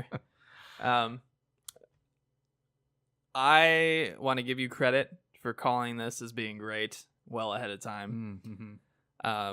We often watch wrestling together and joke about it after we watched it and whatnot. I like the old Daniel Bryan. I like the whole Yes Movement thing. I thought he was a fun character. He's obviously one of the best people in the ring. Yeah. And so when they turned him heel with the new Daniel Bryan and he's talking about the environment and all that stuff, I was like, well, I don't know how I feel about this. It's kind of lame. I don't know. Then I saw his first big monologue as the character. Yeah. I was blown away. And he is probably my favorite villain right now in the WWE. Oh my God, he's so good. Yeah. And the way he interacts with the crowd, yelling at the crowd, calling them impotent and fickle, and, and throwing hot dogs in their face, and, talking about how they're eating the dead carcasses of beautiful animals, and talking about their, you should all be pollution ashamed. And CO2 emissions, and Corey Haim following suit and just buying 100% into it and commentating on it through the matches. Fantastic interplay. It's so great. Fantastic. I loved how they recently added Rowan as kind of the cult follower. Yes, and as his intellectual cohort, the eco goon. And I loved how Greenpeace has got to get themselves some muscle like Rowan. I gotta say that. Goodness. And he's the perfect character to be in a cult. Yes, so it fits perfectly. He even had the theme song ready to go. And I perfectly. hope they do something with Bray Wyatt, going forward, because I think that would be an awesome culty dynamic. A faction civil war. So I have loved everything about the new Daniel Bryan. I desperately want that belt. I desperately want that hemp belt with the fallen oak. Naturally fallen oak. Naturally fallen. It's so great. I love everything about this character and how they've been writing him and portraying him. I love the AJ Styles, Daniel Bryan dynamic where he kind of got the hick kind of stereotypical trailer guy, trailer park guy, country boy, America, going up against the super liberal leftist, ultra political Pacific Northwest, Deep South, Green Party character. And it was fun. It was a fun dynamic. Contrast. No matter what your politics are, it's just hilarious watching this contrast. Absolutely. And two awesome, phenomenal wrestlers in the ring. Playing their parts very well. Absolutely. And I thought this was just another fucking awesome moment for the character, for the whole dynamic they're building with the Elimination Chamber. I loved how they had Rowan up there talking about Galileo, and it was just so perfect. Just yeah, he never got that kind of intellectual nourishment in the Wyatt family. That's so true. well done, new Daniel Bryan. And even after the match, where he's just yelling manically about how they interrupted his glorious moments and blah blah blah. It was just he plays it so well. He does. Plays it so well. He is owning this character. Owning this character. So basically, he has this match with the Jason Garrett of wrestling. Yeah. The clapper. Yeah. Jeff Hardy. Who never goes away either. Yeah. It's like Jason Garrett. He just won't go away. Yeah. And I like Jeff Hardy. I know he's old. He's a little bit slower. They use him a lot less, obviously. But I do still like Jeff Hardy a lot. He's I think fun. he brings something, fun. And he's kind of a carryover from the old eras. Absolutely. And I thought the match itself was fine. I thought there was some cool moments in it. I think Daniel Bryan had some cool, technical, submission moves that he used in it. He is a maestro. I did like the whole Rowan interfering to save his cult leader. And then the whole chaos that ensued with Randy Orton running out and AJ Styles running out. Samoa Joe. We forgot to mention he appeared in several of the matches to choke out the winner at the end. I got to say, Randy Orton's nickname, the Apex Predator, is being quickly co-opted by Samoa Joe because he was the Apex Predator on SmackDown this week. Yeah. I just love how he just keeps showing up, keeps reminding you that he's going to just every time you think you're safe, every time you think he's always gone, he must have left for the night, and here he is with another coquina clutch from behind. And he is, like Daniel Bryan, just fucking clutch on the mic as a villain. Unbelievable. Just outstanding on the mic. I loved everything about it. I can't think of a single negative from that.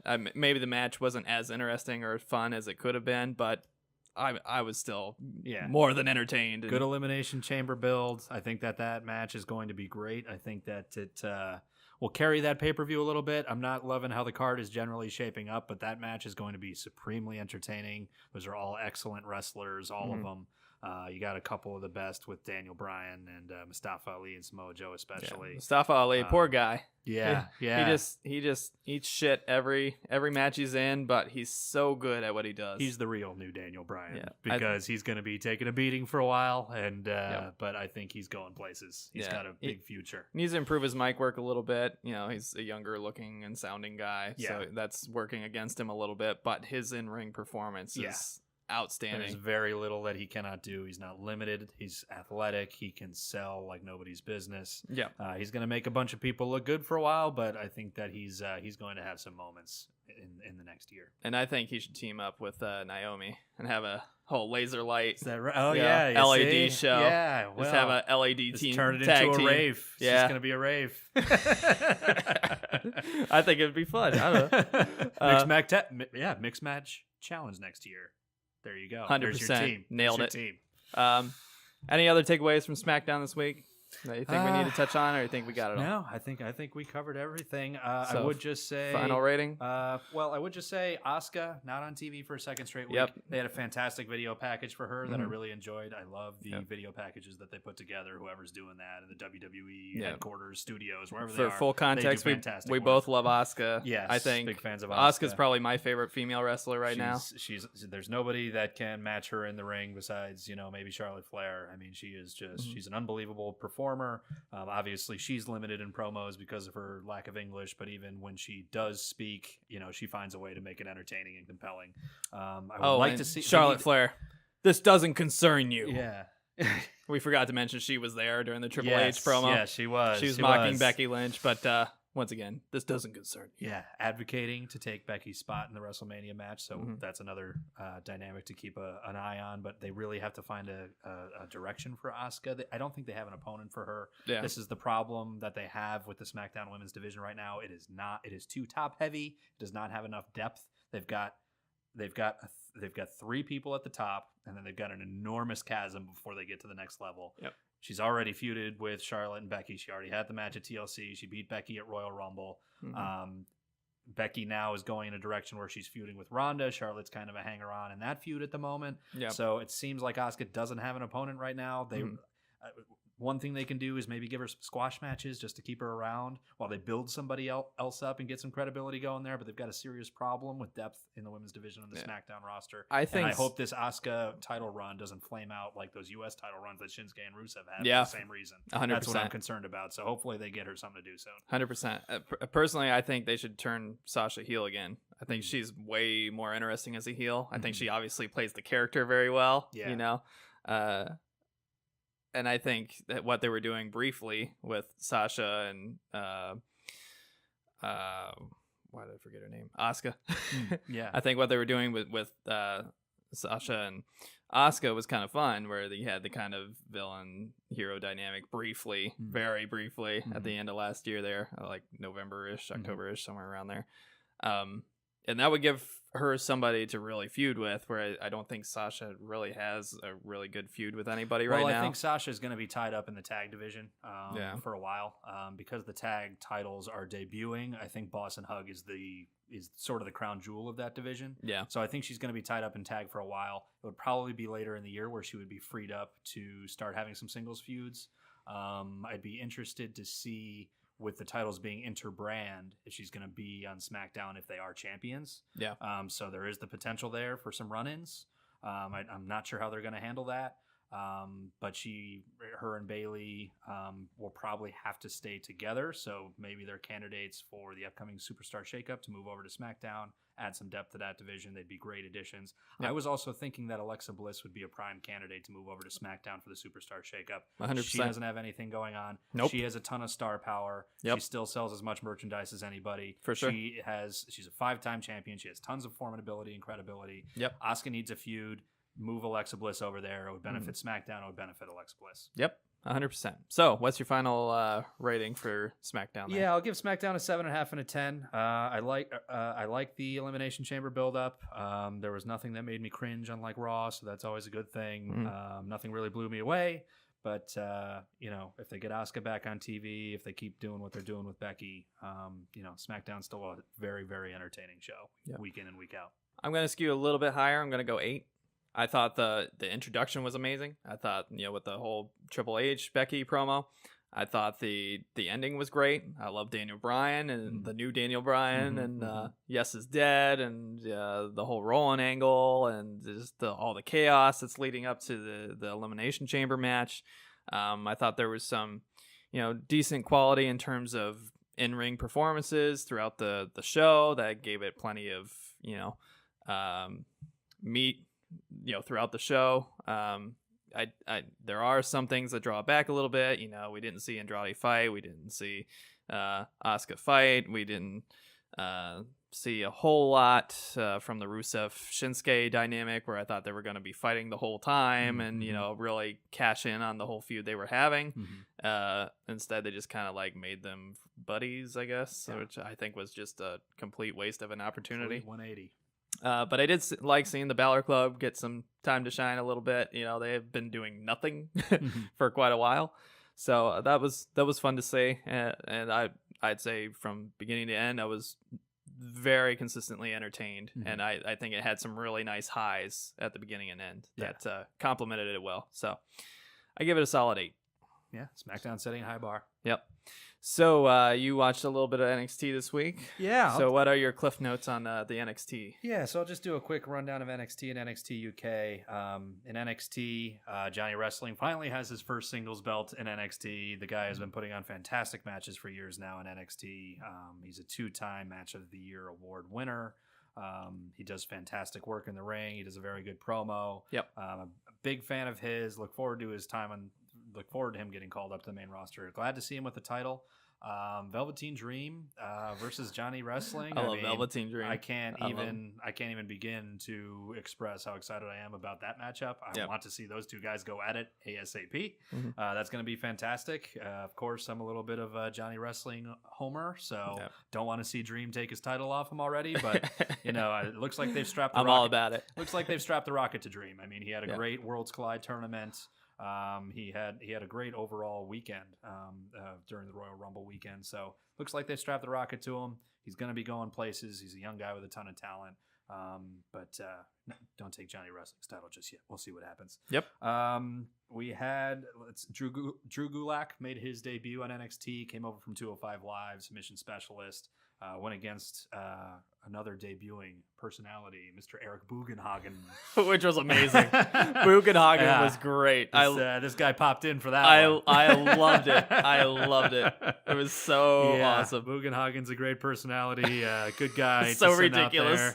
Perfect comedian character. Yeah, great contrast for Drew Gulak, the no nonsense, kind of jerky guy, uptight. Not out there to have fun. Yeah. So the submission specialist is kind of hard to watch, let's be honest, especially when he's next to all the NXT guys who are mostly high flyers and like very sound. He's got a very different style. Yeah. NXT is really, there's a lot more spots, there's a lot more striking. It's an interesting fit to have a submission guy in there, but I can understand maybe they want to diversify the in-ring product a little bit. He is a guy that, he's old school grappling. If you like grappling, you like Drew Gulak. If you don't like grappling, you don't like Drew Gulak. I also don't understand how he was on 205 Live. The dude is huge. Yeah. Like, how is it possible? Well, I'm still wondering about Buddy Murphy, so we're just gonna have to leave that one up in the air. All right. He went again, so he beat Bugenhagen, unfortunately. Yep. And the Bro. He threw an open challenge out there. Yep. The Bro Matt Riddle came out. They Yep. put on a clinic in grappling, submission wrestling. Yep. Again, if you're into that type of wrestling, that was the match for you. It's not my personal favorite style. It wasn't something I love a lot, but they both do it at a very high level. That was entertaining. And then the main event, the Sky Pirates. Huge Kairi Sane fan. Love what she does in the ring. Love her character. Love her gimmick. Her and Io Shirai are a fantastic combination. Their tandem offense is next level. Their chemistry is next level. They haven't been working as a tag team in NXT for all that long, but they do fantastic work. I was really hoping they would get into the Elimination Chamber match. That really would have elevated that cast. But them and Bianca Belair defeated 3 of the 4 horsewomen of MMA, Jessamine Duke, Marina Shafir, and Shayna Baszler. Good little display for Io Shirai. She really got the bulk of the spotlight in that match. Good to see. I think she's kind of of those 3 on the winning side, I think she's kind of the odd person out that needs some more exposure. This was a good opportunity for her to do that. Yep. I'm hoping to see the Sky Pirates come up to the main roster soon, especially when we're going to have women's tag titles. There aren't enough teams. They would be a great addition. They're phenomenal. If you haven't seen those 2 perform together, get on it right away. Yep.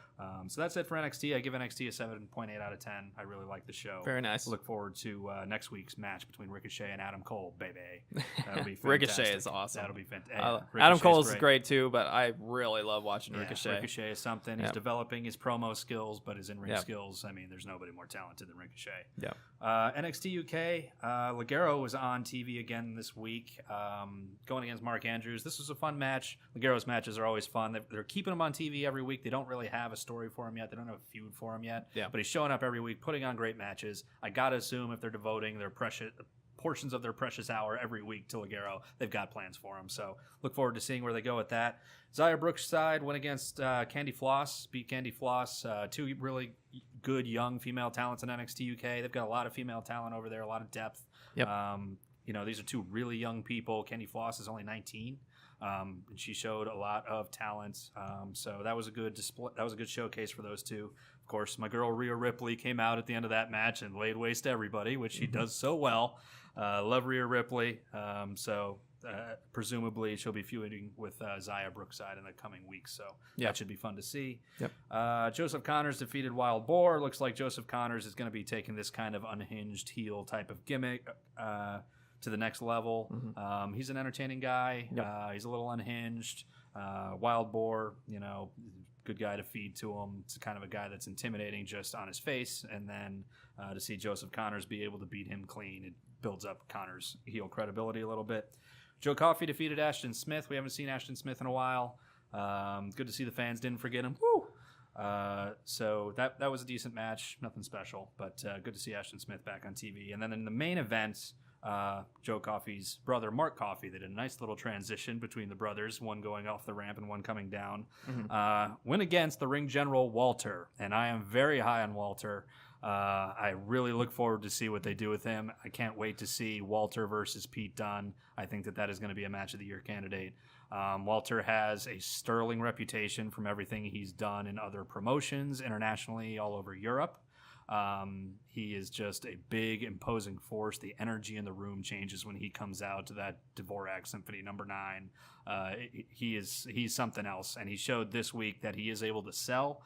So far, he only had one match. It was a total squash. This week, he was selling a little more. He was making Mark Coffey look really good, so it was good to see that Walter can make someone look good in addition to being the imposing, dominant force that he is. Yeah. Can't wait to see where they go with Walter. Can't wait to see him and Dunn finally go at it. I'm sure they're going to be building that for the next few weeks. For sure. I give NXT UK an 8.5 out of 10. It was a great show Wow. this week. Very high praise. There was nothing weak this week. I loved all the matches that I saw. I love the way that they're able to balance the talent that they have with that hour. They really get the most out of their hour. Excellent. And I will abstain from rating the NXT shows as the filthy casual I am. I drop Watch in, NXT. NXT is great. I just don't have the time for 3 or 4 wrestling shows a week personally. He's not dedicated enough. I have the comic show to run also. Be sure to check it out. Hit the Books podcast where we talk about comic books and comic book media. So do watch that. Let's go ahead and touch on some news. Just a couple quick injury updates coming from Dave Meltzer, the Wrestling Observer newsletter. Subscription required or encouraged as well as required to read his stuff, but he keeps on top of this stuff. Seth Rollins is dealing with a back injury at the moment. That's the reason we haven't seen him on Raw. We didn't see him on Raw this past week. Yep, that would make sense. He hasn't been at the house shows. Not exactly sure the extent of the injury. The only thing I know is that the feeling is that he will be ready for the next event he has that is really important, which is WrestleMania. So we're just going to have to keep an eye on that. Hopefully he comes back soon. Raw desperately needs Monday Night Rollins back out there. Yep. So something to keep an eye on. Another injury, Sasha, as we mentioned earlier, is dealing with an arm injury that presumably she sustained against Ronda Rousey at Royal Rumble. Not necessarily saying that's Rousey's fault. These things happen. But the feeling, according to Meltzer, is that she should be good to go for the Elimination Chamber. So hopefully that's the case because they need her in that match. Yep. WWE did officially announce on their website that the Superstar Shakeup for this year will be April 15th and 16th, which is 1 week following WrestleMania. Okay. They will take place, the 2 parts will take place at the Bell Center in Montreal. And, because they're in Montreal and because we're all waiting on the return of Kevin Owens and Sami Zayn, I would love to see those 2 show up for that show and blow the freaking roof off the place. I hope to God they don't do what they were doing with Kevin Owens before. No, the whole Braun Strowman bullying Kevin Owens and chasing him around and pushing him over in porta potties. It was horrible. Kevin Owens, so cringeworthy. Kevin Owens is one of the best overall entertainers in the world. He deserves of professional wrestling. He deserves way better. He is fantastic in the ring. He is next level on the mic. I would rate him number 1 in the company on the mic. I really would, and that's saying something. But I would put him ahead of everybody on the mic. He is fantastic on the mic. He's fantastic in the ring. They've got to start using him properly. Yep. But I would love to see him make his return in Montreal. He's French Canadian. He's from Quebec. If he showed up in Montreal making his return after an 8-month absence, he would blow the freaking roof off the place, especially if he's there with Sami Zayn. So please make that happen. Yep. And the other announced match, which presumably will be announced on TV tomorrow, hasn't been announced on the TV shows just yet, is Ruby Riott will take on Ronda Rousey at the Elimination Chamber pay-per-view for the Raw Women's Championship. Yep. Looking forward to that match. I think Ruby Riott is an excellent wrestler. I think her and Rousey will have a good match. Yep. I'm kind of disappointed they're only going to have a 1-week build. I wish there was a little more to it than that. I wish they had thought of this a little sooner and gotten it going a little sooner. But it should be a good match, and the card needs it, so not complaining too much. And I really love Ruby Riott. I think she doesn't get enough airtime. Yeah, quite frankly, absolutely. And when's the last time we saw her? Especially in a women's league that has kind of a void at the villain spot right now. Yeah, I don't think there's a really good villain or antagonist in the women's division.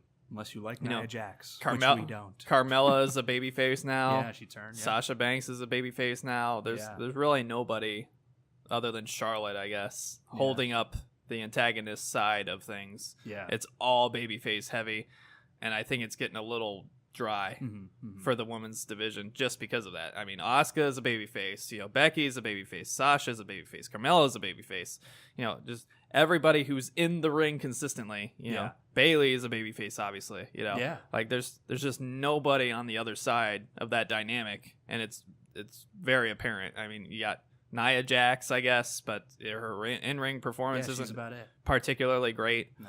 Nor is her mic work, in my opinion. I think her tag team partner is actually a little better in the ring than she is. She's in a high bar. Yeah, but she is the hulking beast, so they got that at least. She's basically the Braun Strowman of the women's division. Yeah, and she gets some booze, so that's what there's a little something there.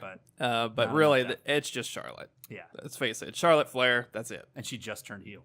Yeah. So they're really lacking depth there for sure. But Ruby Riott. I can't remember the last time we saw Ruby Riott in a singles match at all.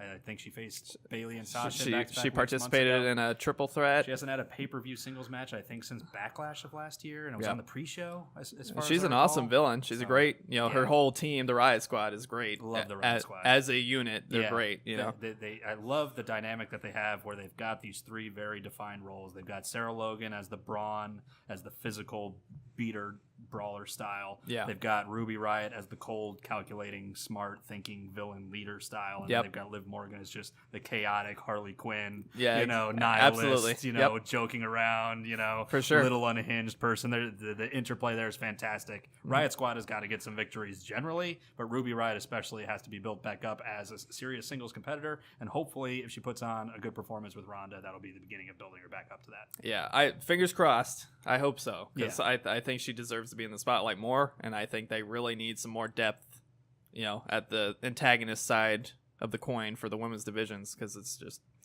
there's just nothing. Yeah, there's nothing there. And credit to Ronda Rousey. I'm not a Ronda Rousey fan, but she has made the last several opponents she's had look fantastic, even in beating them. She's sold a lot. She sells very well. Yeah. She can make her opponents look strong. I'm sure she'll do the same for Ruby. Yeah, I have nothing to say about Ronda, bad to say about Ronda in the ring. Mm-hmm. I've been extremely impressed, and I really like what she brings. Mm-hmm. I think her mic work still needs a little bit of work. I think they need to write her more consistently. Mm-hmm. If you're going to be one thing, fine, just dedicate to it. If you're going to be another thing, fine, just commit to it. But I can't deal with this back and forth. I love everybody, and this is great and wonderful, and I respect everyone, and thank you for having me here, blah, blah, blah. Or I'm the badass, and I'm going to prove I'm the badass, even if you doubt me because I haven't been here that long. Yeah. Pick one. Yeah. I don't care which. I would prefer the badass one, but absolutely. Pick one. Absolutely. That's all I ask. Yeah. So, but the last several opponents she's had, she's made them look like $1 million. So hopefully she does the same for Ruby. Yep. Anything else in the news there? Nope. That's it for the news. All right. So I guess we should go ahead and bring up our topic of the show. Very similar to our Hit the Books podcast, we will be discussing a topic of the show for your amusement. This time about the world of wrestling, as opposed to the world of comic books. This time we're going to talk about Charlotte. That we mentioned earlier. Woo! Charlotte Flair is being discussed as an addition to the Becky Lynch-Ronda Rousey matchup during WrestleMania as a kind of triple threat match, in addition to her kind of appealing to Triple H to make her the only contestant versus Ronda Rousey for the title match at WrestleMania. And there seems to be a lot of hubbub in the wrestling community about whether this is what is needed to push it over the edge or not. Mm-hmm. So I'd like to hear your thoughts about it. I mean, I really see both sides. When the subject first came up, and there have been reports that the plan is to move forward with a triple threat. Yep. I'm really torn on it. Simply because I understand the logic from those who want to see her added is the stakes are very high here. There's a very significant likelihood that this will be the main event, which would be the first ever women's main event at WrestleMania. This is a big, big deal. So the thinking is the match has to be off the charts. They have to capitalize on this opportunity. Who knows how it could affect the women's division moving forward. If it's not a great match, you've got Becky Lynch and Ronda Rousey if they're by themselves. Rousey is still very green. She's improved tremendously, faster than anyone I've ever seen before. Mm-hmm. But she's still green. And then you've got Becky, who there is some debate about just how effective or complete she is as an in-ring performer. Yep. Most people agree she tells a great story, which is the most important thing to me. But she is athletically limited. Mm-hmm. There are a lot of things physically she just can't do. She's a very poor runner. Yeah, that's true. Yeah, every time she runs in a match, I'm always like, "Ooh, that is not cartoonish. That is not how you run." Yeah, and I'm not a fan of that missile drop kick, because when she she gets so little trajectory forward that she more falls straight to the mat Yeah, like a true. sack of Irish potatoes and Yeah, just destroys her own back. Yep. So she's limited. So I understand you put for me, Charlotte Flair is the best female wrestler in the company in the world. Charlotte Flair's matches are straight fire, to borrow Becky Lynch's nickname in an unholy fashion. From my perspective, I think Charlotte Flair is everything that Drew McIntyre should be. She's the big, super athletic, super intimidating antagonist character that they need in the company, I think. And where I think McIntyre fails because he wants to make himself smaller, to play into the psychopath character that I think is poorly executed. Yeah. He doesn't have quite the great persona. People aren't quite buying into his villainous character quite as much. Yeah. I think Charlotte Flair does all of this without any effort. I think she just nails it. Yeah. I think she's a great villain character. I mean, I know people liked her as the baby face, and she Right. was champion for a long time and all that stuff. Her heel work is fantastic. But I think she's great as a heel. I Yeah. think she's at her best as a heel, as a big intimidating force. She's not like Nia Jax, where Nia Jax is a big intimidating force, but she can't really perform, quite to that level. Yeah.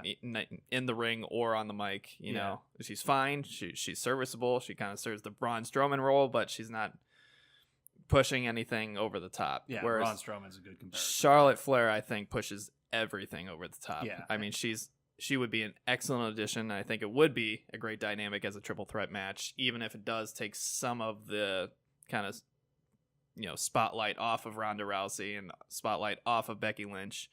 I know from conversations with you in the past that the kind of fandom is kind of fatigued with Charlotte Flair's kind of winning because she, much like Roman Reigns and John Cena's of the past, she kind of held the title a little too long and a little too frequently. 7 championships in 4 years of wrestling. Yeah. So it's a bit much, but she's so good. I understand why. Yeah. Much like John Cena, like I get why people don't like John Cena. I didn't like John Cena for the longest time. I still struggle to like his character, but as a performer, he's outstanding. Yeah. Like I would make the comparison Charlotte Flair to Seth Rollins in the sense that she has this mixture of athleticism and power that you just don't see very often. I mean, she has the fact that she can hit that moonsault from the top turnbuckle going to the outside and just be so precise with it and land on her feet if she wants to land on her feet. She's done it as a corkscrew. Incredible. She's done it as a corkscrew before off that top turnbuckle. It's unbelievable. In addition to having this power where she's lifting people up in the triangle choke position and slamming them back down, no problem. Absolutely. Where she's fireman carrying people up to the top rope. She has such a complete physical tool set. She is also a fantastic storyteller, just like Becky is. That's why they put on some of the best matches of the year in my book. Their match at Hell in the Cell, of course, their match at Evolution, everybody knows about. Their match with Asuka at TLC. I think those were 3 of the best matches of the year. So Charlotte Flair is money in big matches. I mean, she's the Tom Brady of the women's division. When she may not give full effort when she's in a TV match against an inferior opponent, but you put her against a really good opponent in a really big stage, she's gonna deliver. No doubt. It's unbelievable. So I understand that part of it. The doubt that I have is I definitely don't want to take attention off of what is the hottest dynamic in wrestling right now, which is the baddest woman on the planet and the man. Those are the 2 opposing forces. If you think about the great matches in history, or even just the iconic matches in history, it was always 2 opposing forces. Not to say there haven't been great triple threats. There have been some great triple threats, but they don't stand out in the same way. And the comparison I would make when we're talking about why 2 opposing forces matters and why maybe match quality isn't the priority, I would think of Hogan and Andre the Giant at WrestleMania 3. Was that a great in-ring performance on the part of those 2 guys? Not really. Everybody remembers the scoop slam, the big lift. That was the big spot. But that was the unstoppable force and the immovable object. These 2 opposing forces going at it. It was an iconic moment. It was one-on-one. It wasn't the best in-ring product, but it was the characters and the pull that they had and the credibility that they had and the energy that they had. That's what made that match great. That's the dynamic I would want to see with the Man and Ronda Rousey. And then my other concern is I'm not sure you can settle the feud if it's a triple threat. I'm not sure you can settle baddest woman on the planet versus the man if you've got that. It leaves a lot of loose ends. It does, and it makes it more likely that someone's not going to get a straight up victory. Even if one of them taps to the other, it still won't totally feel like they've bested them because there's that third element. For sure. Yep. So that's the part of it I wonder about. Unless they plan on extending the feud beyond WrestleMania, which seems unlikely. There is some talk that Rousey could be taking a leave of absence after WrestleMania. We'll see. But I would like to see those two forces go at it, even if I understand I'd be sacrificing potentially the better in-ring product. Yeah, I can totally sympathize with that point of view, and I think in the end you're probably right. I think it'll probably dilute what they've been building up to this entire time. Mm-hmm. You know, WrestleMania is the big event. This is where they want to tie up the knots and finally get everything complete story-wise, you know, kind of crescendo to the great climax, you know, that they've been building to. And I think you're absolutely right in that adding a third party, as great as that third party is and as capable as that third party is, will kind of dilute the potential for greatness during the match. And there is one other concern, which is Steve Austin has talked on his podcast about the difficulty of triple threats. He's actually said he would avoid doing triple threats at all costs when he was working. And the reason is because it's much harder to coordinate this type of performance with two other people as opposed to one other person. And that's true in everything. It's always easier to work with one person than two people towards a common goal. There are more moving pieces. There are more things to consider. There's more communication that's required. You've got Ronda Rousey, who's a rookie, who's never been in a triple threat match at all, and then you're putting her in this high-stakes triple threat situation. So even though it seems like on paper, you add the best performer, you're going to get the best match, this dynamic could maybe mitigate the odds that it is a better match. Yeah. So you kind of have your finger on the pulse of the fandom a little more than I do. You follow the Reddit threads and you read up on the latest news and blog posts and all that stuff. From your perspective, what do you think the fan base seems to, at least the hardcore fan base seems to lean towards? Do you think they lean more towards the triple threat option, or do you think they lean more towards the Becky and Ronda crescendo there? Well, the WWE.com has actually run a couple polls, and they've run a couple polls on their social media sites where they haven't necessarily asked this question directly, but they've asked about Becky and Ronda. And it's very clear that Becky and Ronda has more buzz around it than anything else. They asked a question on WWE.com, I think about a week and a half ago, where they asked which match do you think should be main event, Seth Rollins versus Brock Lesnar or Ronda Rousey versus Becky Lynch? It was 86% Becky Lynch and Ronda Rousey. Yeah. So when you see that kind of thing, it doesn't take a brain scientist to figure out that people want to see those two go at it. I think you don't, again, I don't think you need the best in-ring product, because I think seeing those two fight, you're 90% of the way towards a memorable clash. 100%. Yep. So I think if I had to guess, I would say, if I were just spitballing a number, I would say probably 70% of the hardcore fan base, the real marks, the fellow marks out there, want to see Becky Lynch and Ronda Rousey one-on-one. But I think this all could be a moot debate, because I think they're going to add Charlotte Flair. If everything we've heard that's been reported is true, if everything we know about Vince McMahon and how he feels about Charlotte Flair is true, I think she's going to be added. I think the fans would rather see Ronda and Becky settle the score one-on-one. So why don't you let us know what you think? What do you think would be the preferable option for WrestleMania? Ronda Rousey versus Becky Lynch, or the triple threat option, including Charlotte Flair? Let us know down in the comments below on our YouTube channel. Feel free to reach out to us on Twitter at HTBVids. This is all inclusive. You can message there to talk about comic books, video games, wrestling, what have you. Or if you just want to say hello, feel free. You can check us out on Facebook at /Hit the Books. You can check out our website, htbvids.com, where you can find plenty of lists, comments, reviews, and links to the podcast. We also have our RSS feed linked on there. You can always email us at hitthebooksvids, VIDS, @gmail.com. I want to thank you once again for sticking with us and enjoying the show. Please let us know how we can improve things, what you'd like to see. If you would like us to discuss some questions on the show, feel free to submit them.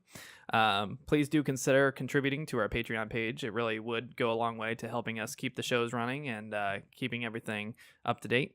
Our comic book show, Hit the Books, comes out every Wednesday. I'm tentatively hoping to have this show come out over the weekend every week. Unfortunately, we got a late start to it, so that won't be the case this week. We'll probably see it right around the same time as Hit the Books this week. But please do look forward to that going forward. We will try to keep a consistent timeline and schedule for everything. It's a little easier to coordinate because Emery has to drive quite a bit to get up here to record, whereas Dan and I'm here. We're very close. So please feel free to reach out to us. Let us know what you think. Leave us some kind reviews on Stitcher and iTunes if you could. And be sure to like and subscribe on YouTube. I think that wraps everything up. I think it was a pretty good premiere episode. Had a lot to talk about. Probably went a little longer than we normally would because we had to explain everything, of course. Establish our biases. But I think this is a good indicator for what you can expect going forward. We're going to get some more set pieces for the video. Definitely watch the video because I do a lot of editing and put pictures and, kind of address what we're speaking about. And sometimes I add a little bit of visual humor in there. So be sure to look out for that. Anything else you want to add, Dan? No, I'm good. It's just fun. So on behalf of Dan the Man Maloney and myself, Chris Holcomb, I want to thank you for sticking with us and watching Hit the Ropes podcast. We will see you next week. Thanks, y'all.